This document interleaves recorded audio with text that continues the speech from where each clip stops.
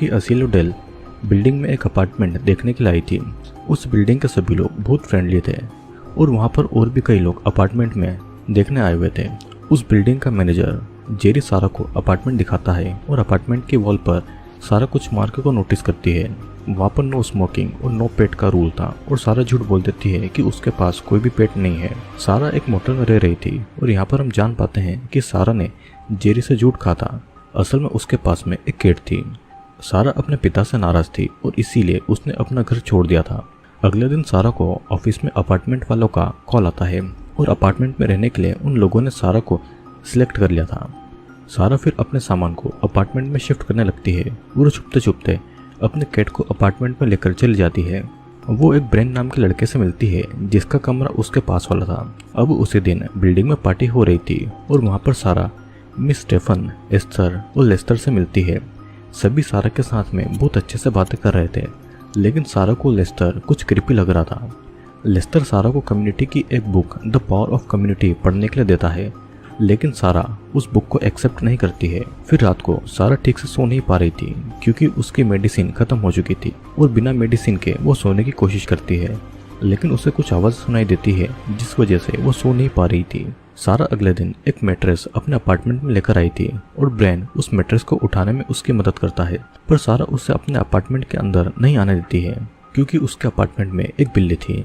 अब हर रात सारा उन आवाज़ों की वजह से सो नहीं पाती है और एक रात को वो नोटिस करती है कि उसके अपार्टमेंट का डोर खुला था और वो जल्दी से उसे बंद कर देती है। रात को नींद नहीं आने की वजह से सारा दिन भर थकी हुई महसूस कर रही थी और तभी कोई एक लेटर उसके अपार्टमेंट के अंदर डालकर चला जाता है। वो एक वार्निंग लेटर था क्योंकि सारा ने उस अपार्टमेंट का रूल तोड़कर एक पेट को रख लिया था। सारा को समझ में नहीं आ रहा था कि किसी को भी उस कैट के बारे में कैसे पता लगा है। वो बाहर जाकर ये देखते हैं कि लेटर किसने भेजा था। बाहर उसे लेस्टर दिखाई देता है और उसका शक उसी पर जाता है। उस समय ब्रायन उसके पास में आकर रात के डिनर पार्टी के लिए उसे इनवाइट करता है और सारा उस पार्टी में जाने के लिए मान जाती है। सारा बहुत ज़्यादा थक चुकी थी, लेकिन फिर भी उसकी बॉस उसे बहुत सारा काम दे देती है।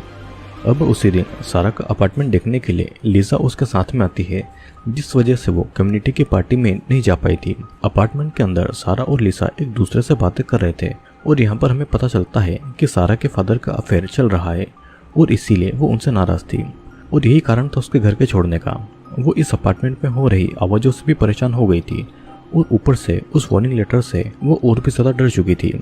और ये सब बातें सुनकर लीजा सारा को कंफर्ट करती है।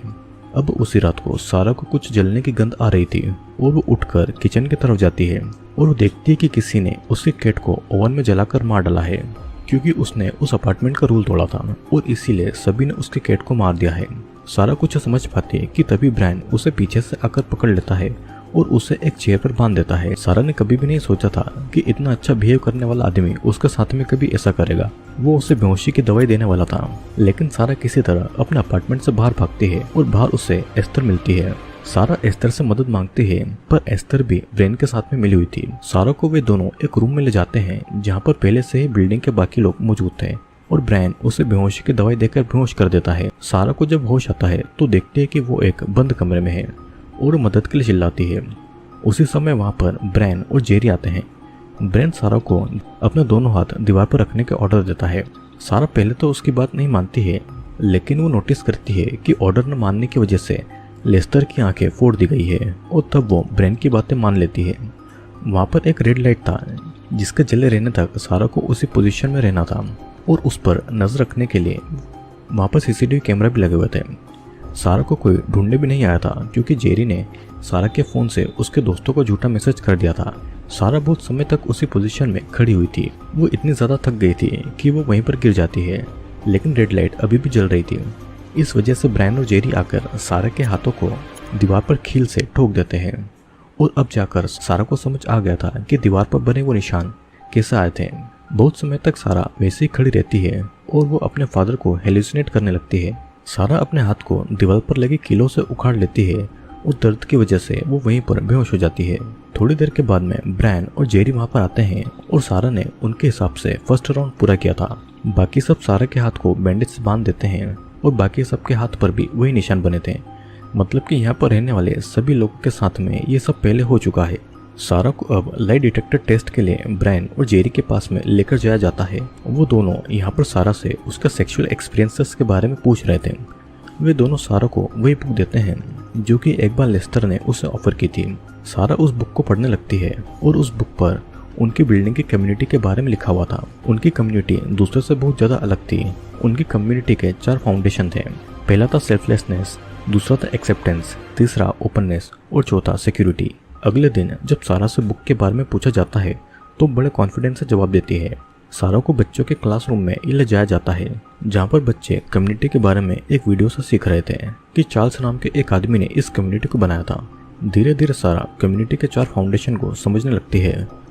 जेरी और बाकी सब भी अब सारा पर विश्वास करने लगे थे। वे लोग कम्युनिटी के कुछ काम सारा को करने के लिए देते हैं और यहाँ पर सारा नोटिस करती है कि सभी अपार्टमेंट पर सीसीटीवी कैमरा लगे हुए हैं और जिस आवाज़ों की वजह से सारा सो नहीं पाती थी वो असल में यही लोग क्या करते थे।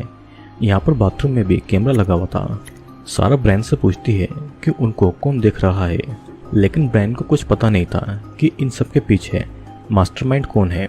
एक दिन सारा मॉनिटर पर बेहोश करती है कि मिस स्टेफन अपने अपार्टमेंट में बेहोश हो चुकी है और वो इस बारे में ब्रायन को बताती है। सभी मिस स्टेफन की मदद करने जाते हैं और जेरी सारा की तारीफ करता है क्योंकि वो सब कम्युनिटी के लोगों की चिंता करने लगी थी। उस बिल्डिंग में सभी लोग मिस स्टेफन से मिलने जाते हैं। सभी लोग यहाँ पर मिस स्टेफन की तारीफ करते हैं जो भी उन्होंने इतना साल में इस कम्युनिटी के लिए किया है। तभी वहाँ पर गैस सिलेंडर लाया जाता है और वो देखकर सारा डर जाती है। ब्रेन सारा को समझाता है कि मिस स्टेफन अभी बूढ़ी हो चुकी है और वो अब इस कम्युनिटी के लिए कुछ नहीं कर सकती है। मिस स्टेफन को देखकर यही लग रहा था कि उनको पहले से ही इस बारे में पता है और उस गैस से मिस स्टेफन को मार दिया जाता है और वो भी खुशी खुशी अपनी मौत को एक्सेप्ट कर लेती है। सारा को मजबूरी में ये सब कुछ चुपचाप देखना पड़ता है। ब्रेन सारा को कहता है कि इस कम्युनिटी ने उसकी बहुत मदद की है और वो भी धीरे धीरे इस बात को समझ जाएगी। अगले दिन सारा पूरी तरह से उस कम्युनिटी का हिस्सा बन जाती है और सारा के कान के पीछे गर्म लोहे से उस कम्युनिटी का सिंबल लगा दिया जाता है। कम्युनिटी पर मौजूद सभी लोगों के कान के पीछे वही निशान थे और सारा की शादी भी यहाँ पर लेस्टर के साथ में कर दी जाती है क्योंकि लेस्टर की वाइफ उसे छोड़कर चली गई थी और डर के मारे सारा किसी चीज के लिए मना भी नहीं कर पा रही थी। अब से सारा को लेस्टर के साथ ही एक अपार्टमेंट पर रहना होगा। लेस्टर फिर सारा को बेड की तरफ बुलाता है और उसी समय सारा को जेरी भी बुलाता है क्योंकि सारा के फादर उससे मिलने आए हुए थे।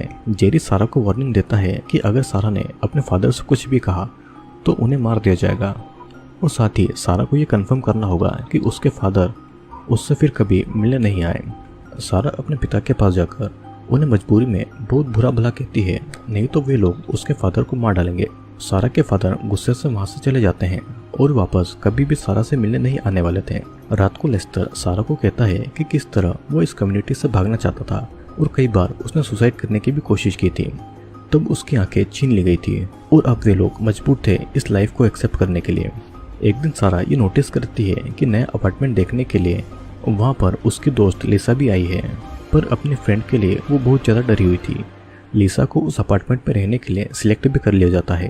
धीरे धीरे वे सभी सारा के साथ में की गई चीज़ों को लिसा के साथ में करने लगते हैं और सारा जेरी को वार्न करती है कि लिसा बहुत ज़्यादा स्ट्रांग है, वो उनसे ज़रूर लड़ाई करेगी।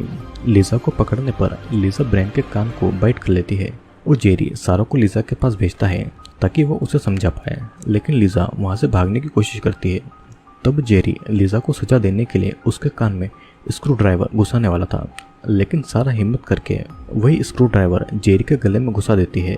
सारा और लिसा वहाँ से भाग ही रहे थे कि इतने में जेरी लिसा को गोली मारकर उसे मार डालता है और गुस्से में सारा स्क्रू ड्राइवर से जेरी पर कई बार वार करके उसे मार डालती है और गन और गेट की चाबी लेकर वहाँ से भाग जाती है।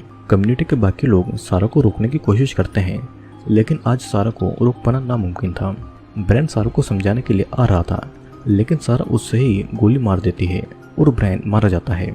सारा गेट से भागने वाली थी कि उसे पकड़ लिया जाता है और लेस्टर उससे वो गन छीन लेता है, पर वो सारा को नहीं उस आदमी को गोली मार देता है जिसने सारा को पकड़ा हुआ था। लेस्टर सारा की उस बिल्डिंग से निकलने में मदद करता है। लेस्टर को पता था कि इसके बाद में उसे बहुत भयानक सजा दी जाएगी और इसीलिए वो खुद को गोली मार लेता है। सारा सड़क पर आकर ये नोटिस करती है कि आसपास की बिल्डिंग में वही रेड लाइट जल रही है, मतलब कि यहाँ पर सिर्फ एक ही बिल्डिंग ऐसी नहीं है जिसमें कम्युनिटी बसी हुई है। ये कम्युनिटी शहर के कई कोनों में बसी हुई थी और कौन उसे चला रहा था ये किसी को पता नहीं चलता है। सारा अब पागलों की तरह हंसती है और रोड पर भागने लगती है और इसी के साथ में ये मूवी यहीं पर एंड होती है। दोस्तों इस मूवी में असीलो डेल नाम की बिल्डिंग में सारा एक अपार्टमेंट रेंट पर लेती है, लेकिन उसे ये